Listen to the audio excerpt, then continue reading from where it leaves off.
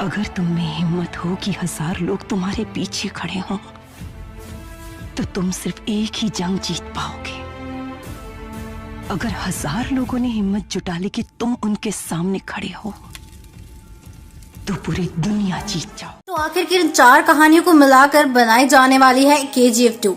Rocky का इंदिरा गांधी की सरकार से क्या लेना देना था? आखिर प्रशांत नील ने क्यों किया कहानी को किसी से लेने का निर्णय? हेलो दोस्तों, नमस्कार, स्वागत है आप सभी का बॉलीवुड स्टूडियोज में और मैं हूं आपके साथ Anushka Tyagi. History tells us that powerful people come from powerful places.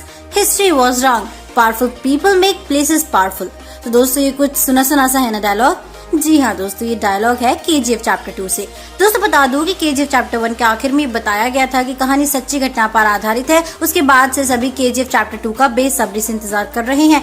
अब दोस्तों ऐसे में आप सब भी ये जानना चाहते हैं कि ये सब कब हुआ था। तो दोस्तों KGF चैप्टर 2 के related what, where, when, why, who and how, यानी कि आपके मन के हर सवाल का जवाब मिलेगा हमारी आज की इस वीडियो में। तो मेक श्योर आप इस वीडियो को अंत तक जरूर देखें।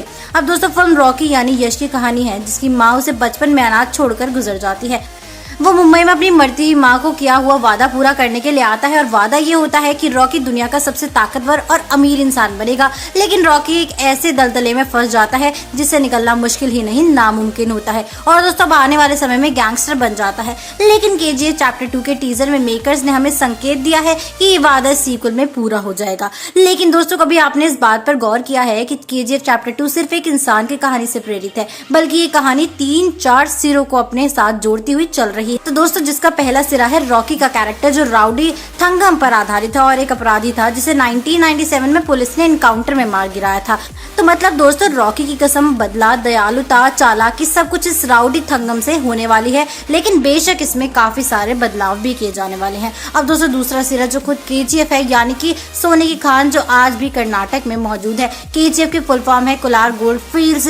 तो दोस्तों ये जगह बैंगलोर से लगभग 100 किलोमीटर दूर है और भारत गोल्ड माइंस लिमिटेड द्वारा चलाया जाता है, जो एक पब्लिक सेक्टर एंटरप्राइज है। अब दोस्तों KGF में माइनिंग 1875 में शुरू हुई थी, जब एक रिटायर्ड ब्रिटिश सैनिक ने कोलार में सोने की खदान का काम शुरू किया। 1880 में खदान के कामों को जॉन टेलर और उनके बेटों ने संभाला।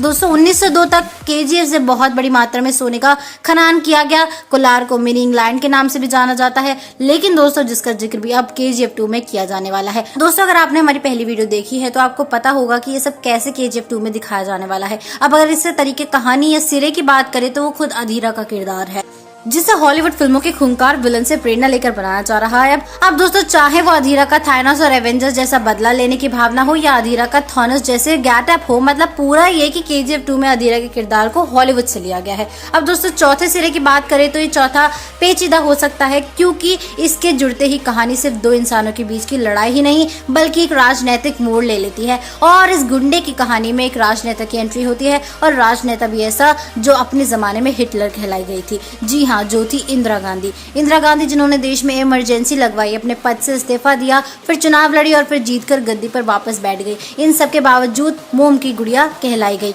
अब दोस्तों KGF 2 में इनका नाम रमिका सेन होने वाला है, जिसको रवीना टंडन निभाती नजर आएंगी। तो दोस्तों देखा कैसे फिल्म की कहानी मनोरंजन के लिए बदली जरूर गई है, लेकिन किरदार, स्टोरी लाइन और जगह सच्ची घटना पर आधारित है। अब तो दोस्तों वो बात अलग है कि सच्ची घटना की तलाश कभी हॉलीवुड तो कभी किसी निजी जिंदगी और शहर को भी राजनीतिक रूप ले लेती है। लेकिन दोस्तों सवाल ये है कि इन सब 4 कहानी को मिलाकर क्या KGF 2 बन पाएगी एक ब्लॉकबस्टर हिट? तो दोस्तों क्या रमिका सेन के रॉकी के साथ ताल्लुकात बचा पाएंगे रॉकी की मौत के मुंह से? अब इन सभी बातों को गहराई से जानने के लिए देखते रहिए हमारी अपकमिंग वीडियोस।